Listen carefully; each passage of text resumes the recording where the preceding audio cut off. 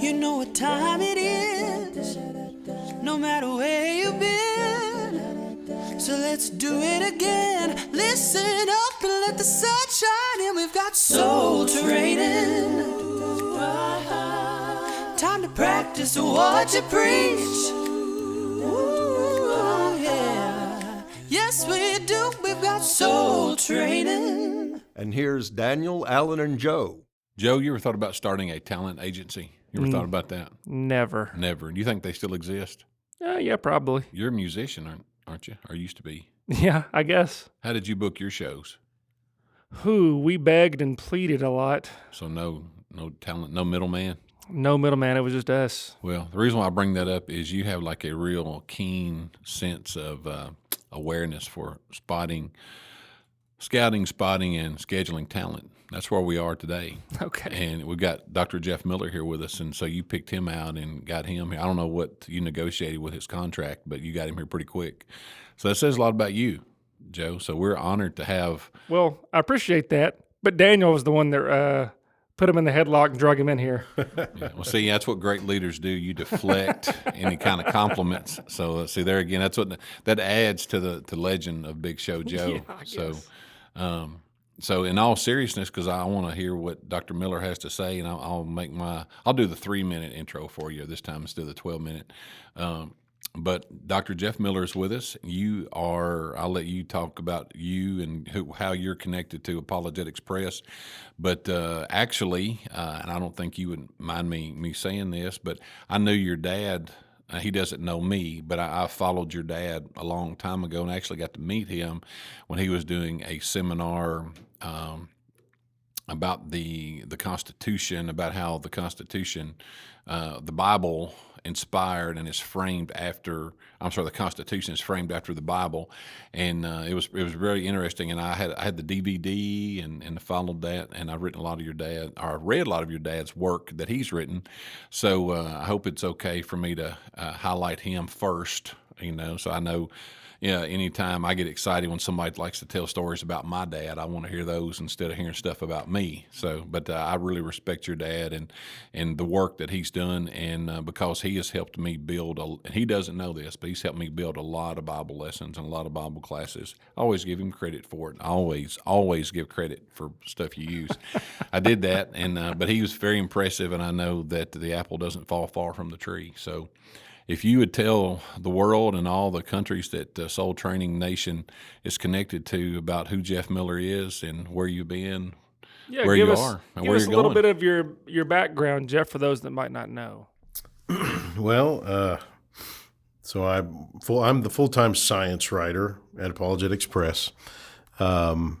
Each of the guys at Apologetics Press have kind of a different wheelhouse of things that we specialize in and study, and I'm on the science side of things. That's what my background was in school and my graduate education and so forth. So when I came into AP, which was, 12, 13 years ago, something like that, it was mainly dealing with anti-evolution, anti-Big Bang stuff. That was the main issues that, from an apologetic standpoint, that the church was dealing with. And so I did extensive writing on that. But then a few years ago, may have been 10 years ago now, I've lost track, the Bill Nye, Ken Ham debate happened. Yeah, right, yeah. Yeah, I remember that. And Bill Nye, the pseudoscience guys, I like to call him, made a lot of arguments that Ken Ham didn't really respond to, that I thought were really good points that needed to be responded to. And that launched me into an area of apologetics where instead of just dealing with their argument, also making the case for our argument. And that really requires getting into the field, which is different than what AP has really been involved in historically. And so there are creation scientists that actually get into the field, study these things, help develop the biblical flood model, and using Scripture as the main, information, of course, but then going into the field, actually develop to broaden the model and fill in the gaps of the things that the Bible doesn't weigh in on. And so I've been doing that for a few years in addition to my other normal writing and so forth. And caves has been kind of what has become the niche that I'm involved in. The conventional thinking on caves for decades has been that caves are a powerful argument for an old Earth. They're argued to take thousands to millions, in some cases, of years to form. And the creationists have responded by basically saying, well, God could have just done it. The problem is these caves are not found in creation week layers. They're actually found in layers in the flood. So usually creationists say, well, in that case, the flood did it. But it's easy to say that. It's another thing to actually prove it. Mm-hmm. And so the conventional thinking is rainwater, and you'll hear this at all the caves around here close to Glasgow. There's a ton of these tour caves here. And I've been to almost all of them right here, 62 caves so far that I've been in, moving further into the Northeast this summer. But the conventional thinking is rainwater comes down from the sky, picks up carbon dioxide, hits the ground, seeps through the ground, picks up more carbon dioxide from decaying materials, and it turns into basically soda fizz, carbonic acid, very weak acid. Okay. So when that gets down to limestone, it'll start slowly dissolving that. Yeah. And that would take a long time to form, say, Mammoth Cave. I mean, that's a big hole. Right. And so they would say that takes thousands, millions of years to do that. So creationists have postulated, well, the flood did it. And so our model would say, instead of water slowly coming down from above, what if acid was coming up from below? Well, incidentally, there has been since the 90s, there's another cave development mechanism that has been growing steam in the popularity that it has in explaining the origin of caves. And it is ascending instead of descending, ascending acidic water like sulfuric acid coming up from below. Back in the 90s, they were arguing like 10% of caves in the world are probably due to ascending, not descending sulfuric acid instead of carbonic acid, which, by the way, will dissolve much quicker. Okay, so that's why this is significant. And then over the next 2 decades, it doubled, and now they're saying over half of caves, they think, are formed from ascending acidic water like sulfuric acid from volcanic and tectonic activity, which is the exact prediction we would make in the flood. We would say in the flood, you got major tectonic volcanic activity going on.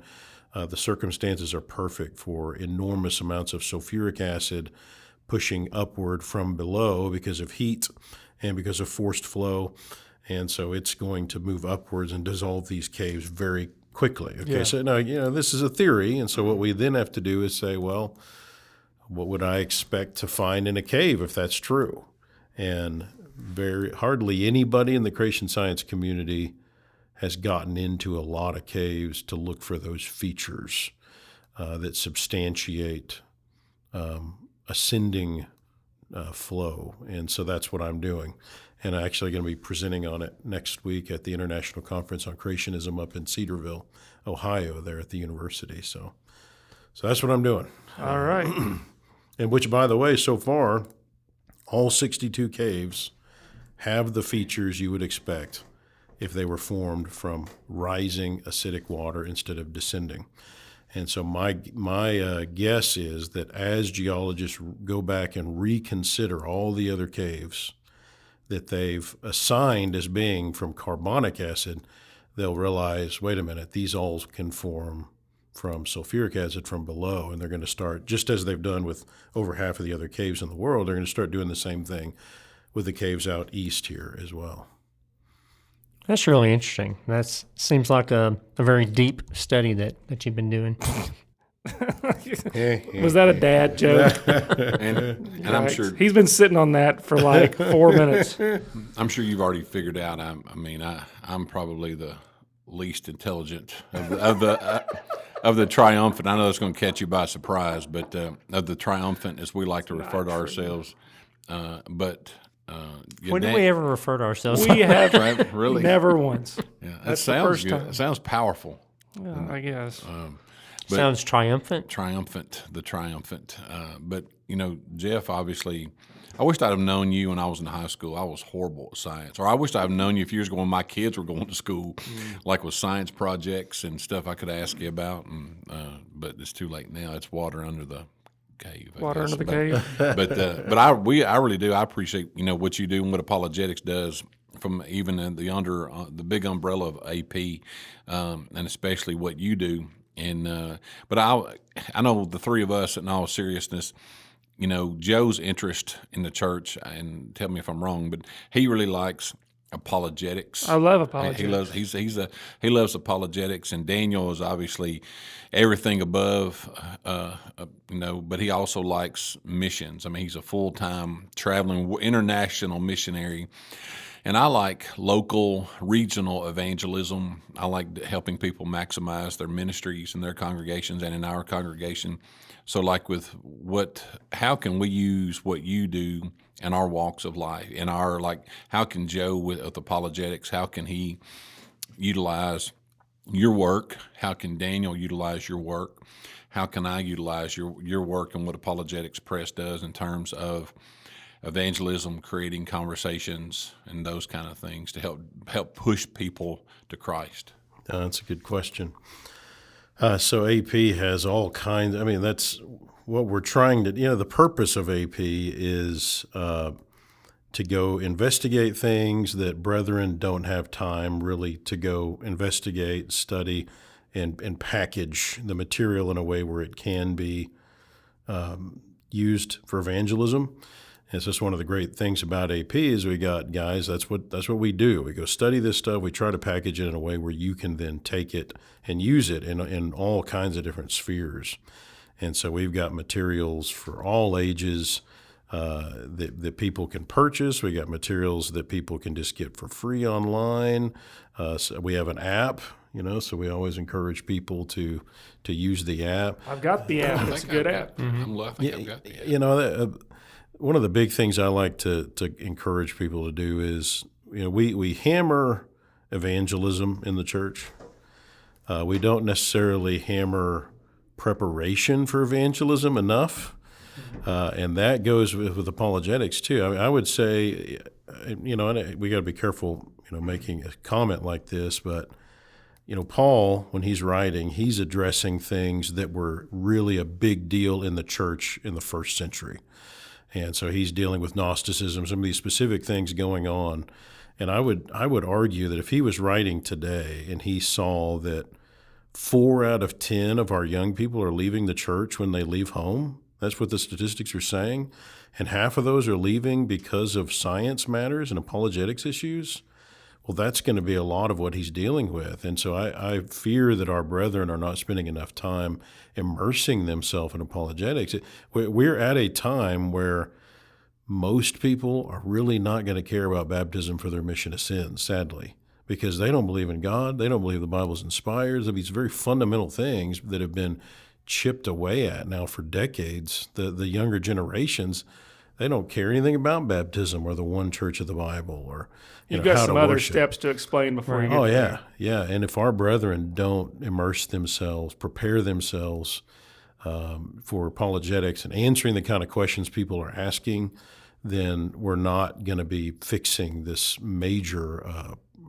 We've got a It's a a big hole. breach. Yeah. A big breach in the church going on. And so you asked, how can we use this? Well, we've got materials with the purpose of it being for Christians.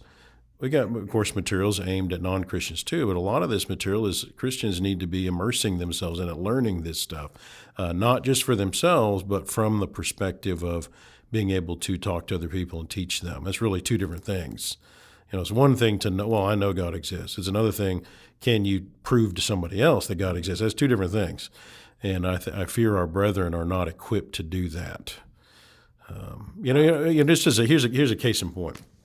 I was teaching a college class at our congregation, and I brought up quantum mechanics. Okay. And so the college kids were like, what why would I care anything about quantum mechanics? And so I explained what's going on in quantum mechanics, the arguments being made. And the next week, one of the kids that was in my class ended up in a conversation with a friend of his at work, and he was arguing quantum mechanics can get a universe from nothing. Those are the kind of arguments we're dealing with now. It's not the thief on the cross as much. You got people that are saying the multiverse, or I had dealt with an email today of a young man who's losing his faith over the possibility that all of this is a simulation and this isn't even real. It's like the Matrix or Truman Show or something like that. That's really dangerous. Yeah, and I'm seeing more of that kind of stuff. I mean, this is, we're just that email you're talking about, that he feels that we're just living within somebody's digital world. Yeah, like computer, like another, or in somebody's computer, basically. And then there could be in somebody else's computer. And it's all this kind of stuff. And that's going to get worse as technology continues to advance with AI and all this stuff. Yeah. You mentioned brethren preparing themselves, and I'm like, you're talking about parents too. I mean, like mom and dad, and I've referenced and Noby Stone before on our podcast, that I read an article in the Christian Courier years ago, and he retired from NASA, and but Noby, I don't know a lot about him other than that article, but that was his thing, was that he said, my parents, or we as a family, attended the church every time there was something happening, but my parents, his words, not mine, he said my parents would not answer hard questions, would not even attempt. And I have a lot of weaknesses in science, and math are two of my big weaknesses. But when our kids were coming up, even when our kids would ask a difficult question within the church, creation, those kind of things, we never said, I don't know. And we'd always say, let's study this together. Give me until Friday, okay, and we'll come back together. And I would ask somebody really smart like Daniel, or I would research something, So I think that's, for me, I guess as a parent, is the message to parents is we've got to find answers even when we don't know the answers. Yeah. Yeah, I really appreciate that emphasis on being prepared, because doing apologetics poorly can almost do more harm than not doing it at all. That's right. I've seen some pretty hacky stuff out there that if that was all I was getting, it would really weaken my faith. Yeah. And at the very least, if parents don't feel like they are equipped to answer a question, at least know where to point their young people.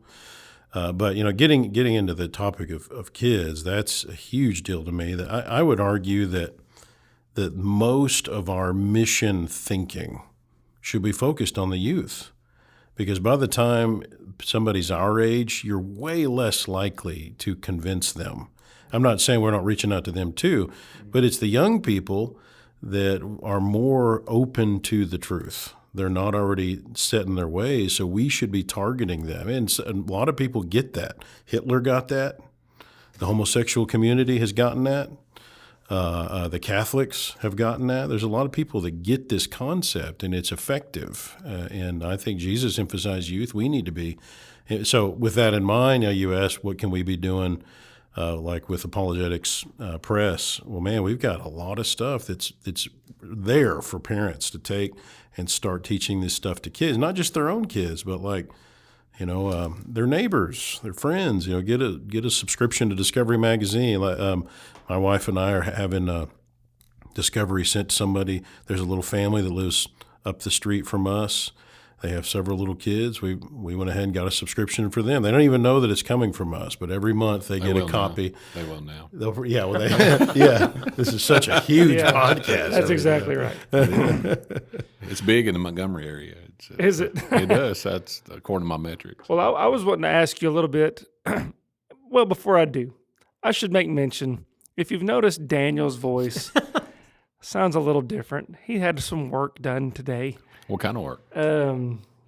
Dental work. Oh, okay. Dental work. That's right. And so if you could see him, he's doing his best ventriloquism skit over there with keeping his mouth closed and Trying to do talking. the Godfather thing with the cotton balls in the cheeks. So that'll clear up that confusion, hopefully, for the listener. But I wanted to talk a little bit to Jeff about, I know he's spent quite a bit of time in academia and with folks who have very different views than what you do.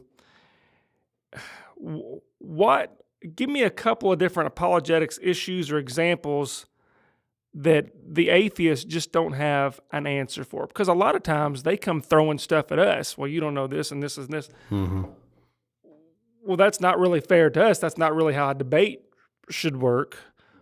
What would you say? What in your mind is the first few things that come to your head about, well, listen, you all don't have an answer for this? Yeah. Well, in fact, my book, Science versus Evolution, that's basically the point of it. It's to uncover a lot of those big gaping holes that they have no explanation for, and yet they firmly believe that these things happened anyway. And so one of the things I'm making the point about is, look, you have a blind faith in naturalism. I would argue there's no such thing as a pure naturalist. And by naturalist, I mean a naturalist, there's different definitions of a naturalist depending upon your context, but what I'm talking about is people who believe that everything in the universe has to be explained without a God, without anything supernatural. These people are naturalists. And I argue, like in my book, there's no such thing as a pure naturalist because everybody has to believe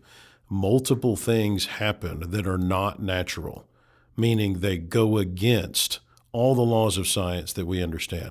The first one being the actual origin of the laws of science. Like, why do we have a law of gravity and the laws of thermodynamics and the law of conservation of momentum? Why do we have laws at all? And they don't have an answer to that. And so they've got speculation, but nobody has ever shown that a law can create itself in nature, and yet they believe that it happened. And so I make the point, you're not really a naturalist. That doesn't happen in nature. You're a supernaturalist like me. The question is which supernatural model is actually supported by the evidence. That's the question. So the origin of the laws of science, the origin of matter and energy, the origin of life, the origin of the genetic information in life, the fact that you can have an effect, like the universe is an effect, nobody really denies that, and yet it doesn't have a cause. Okay, if that can happen, then the law of causality has been violated, and you can't do science if the law of causality, the law of cause and effect, is not in play, because that's what science is all about. It's what is the effect if you initiate certain causes. If there is no correlation, you can't do science. And so the idea of an effect, the universe being an effect without a cause, is the most unscientific thing you can believe in, and yet again, they believe that. And by the way, this is one of the things that just blows my mind. The leading cosmologists, Psalm 19:1, the heavens declare the glory of God. Now, you can't look at the heavens and not see, boom, there's a God. And the leading cosmologists, get this, what they're saying. They are, and I've got an article, several articles on this. They are looking at the universe, not just the earth, the universe as a whole, and they're acknowledging that it has such precise design that it seems to have all been made with us on earth, humans, in mind, right? It's called the anthropic principle. They have a name for it. And they what their explanation, the way that they're trying to get out of this without a God, you know what they're saying? Okay, they all cite this guy Bernard Carr, who's a guy up in Queen's Mary University in London. And he says, if you don't want God, you'd better have a multiverse.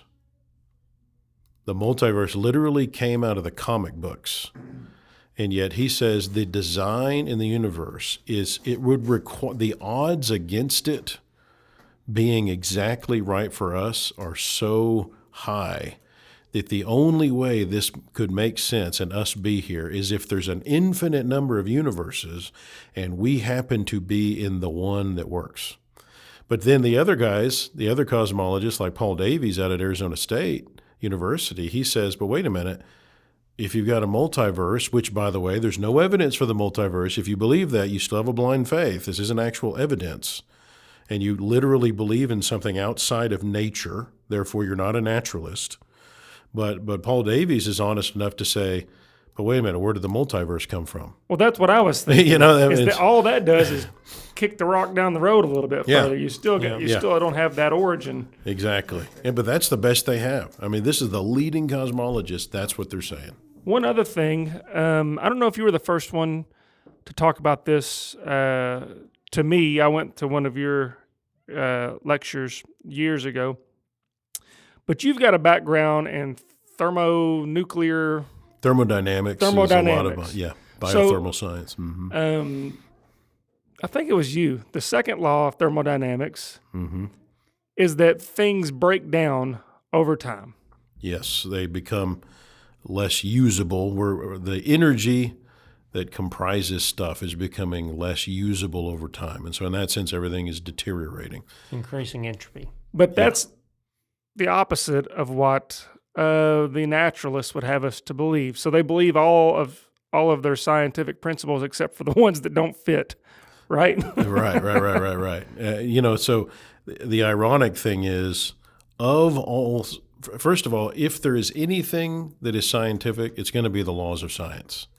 And the ultimate laws of science that are sometimes called super laws are laws like the laws of thermodynamics. These are like the big guys. And these present a major problem because the first law of thermodynamics tells us that in what we've witnessed in nature is that matter and energy don't create themselves and they aren't destroyed. They don't totally disappear. The sum total amount of energy in the universe stays the same. And okay, well, how does that work? And yet you start with no energy in the universe and now we have energy. That doesn't work. And so the first law of thermodynamics doesn't allow that, and yet most scientists believe that is what happened in spite of it. The second option is, well, maybe the universe is eternal. It's always been here. And not as many people believe that because it's got its own issues, and that's one of the reasons the Big Bang became popular is because of the issues with the idea of an eternal universe, because the second law of thermodynamics disproves that. And it is, again, the idea that the universe itself is breaking down. We're running out of usable energy, which means it can't be infinite in age, or else the whole universe would be totally broken down. Yeah. We would be at heat death. Right. Now, that's one of the ways that we use the second law of thermodynamics. You're actually talking about another way.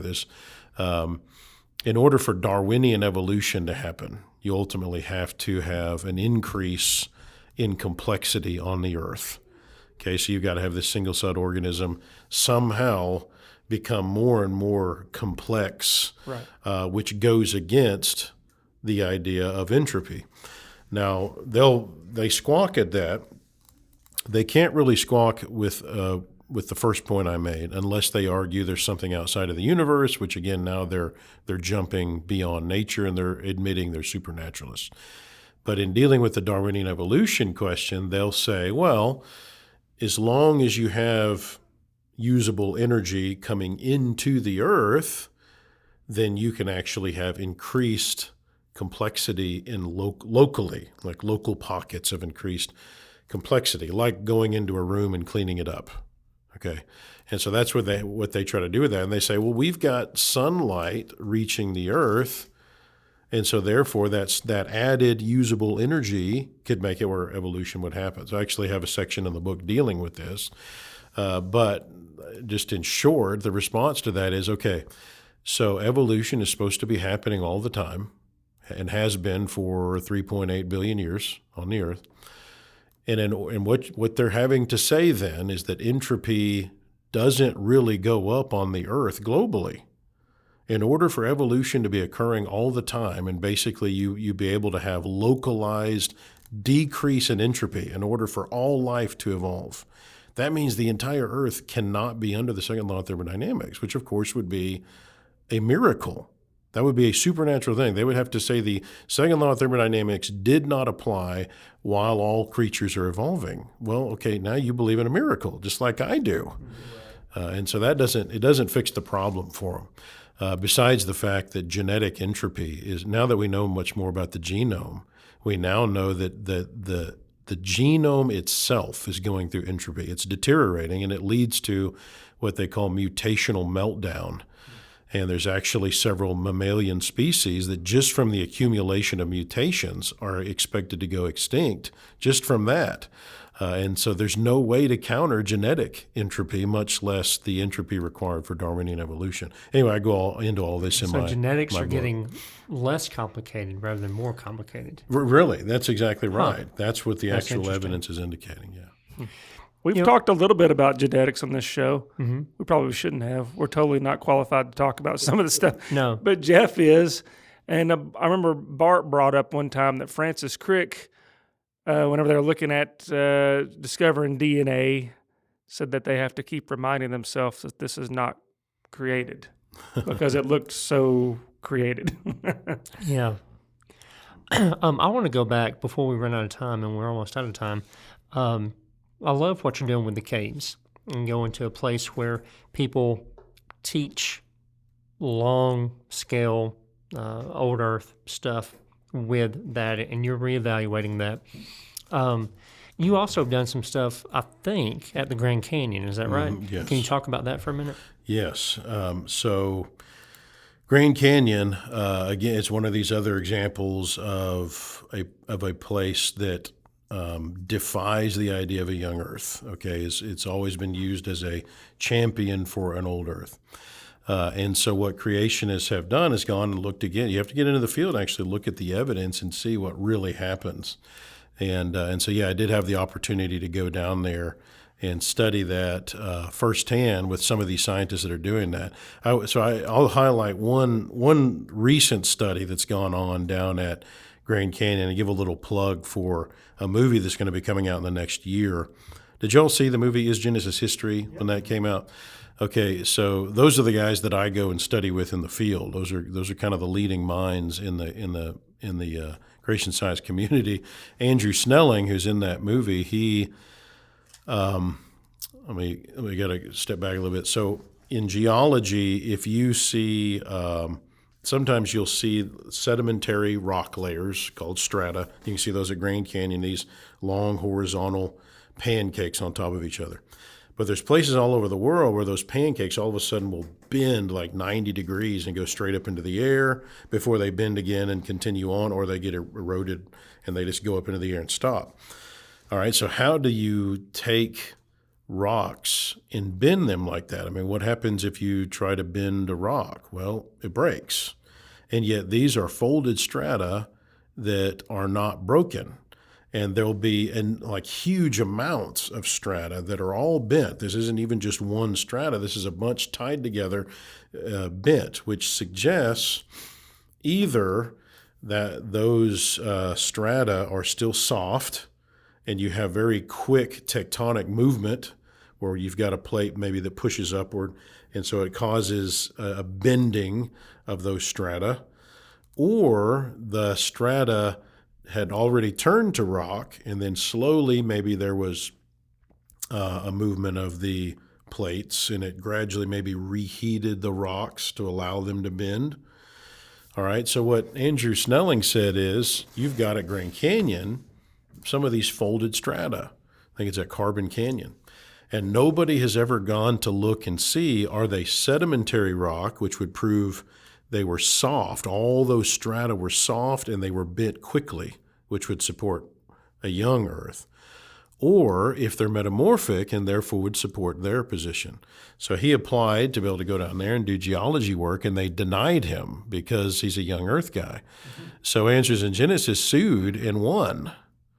And so he was able to go down there and do work on that, and that's what's actually going to be coming out in basically the sequel to his Genesis History that should be coming out in the next year. But what he found is, sure enough, it's sedimentary, which proves that those strata at the Grand Canyon were laid down quickly. While they were still soft, there's still sedimentary rock there. So while they were soft, you had quick movement of the plates that caused bending at a Carbon Canyon.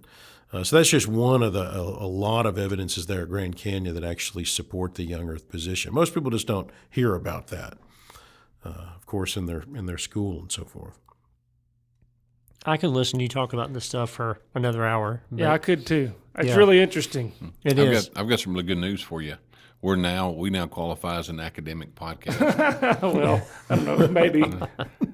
I could listen, even though I struggled as a kid in science and all this. But as I get older, I see I'm making the connection. See, the way I learn and the way I think is I'm more interested in something if I can make a connection with it. And you just made another connection for me as to answer the why of what you do for me. But I'm all about resources too. I wanted to say one thing real quick about the Apologetics Press website, and I'm speaking from experience. It really is a tremendous resource. It really is. I've been using it for years, the apologetics website. So a press website. So for you parents, we actually bought a VBS curriculum a couple of times for our congregation a few years ago. And so as a parent and as someone who tries to teach a Bible class every now and then and fill in at different places, I utilize the Apologetics Press website is something it's one of my go-tos for articles on everything. So, they take some of these difficult things and make it easy to understand. Oh, yeah. But what we've mentioned the website, but we have not mentioned what the website is. So, Jeff, can you tell us what the website is? It's apologeticspress.org. So you got to be able to spell apologetics. That's the hardest part. And it's they've got apps and stuff too. So look at the app. It has articles. And keep in mind, I'm talking at kind of adult level here, and so we've got articles that are written more at adult, even more scholarly than this.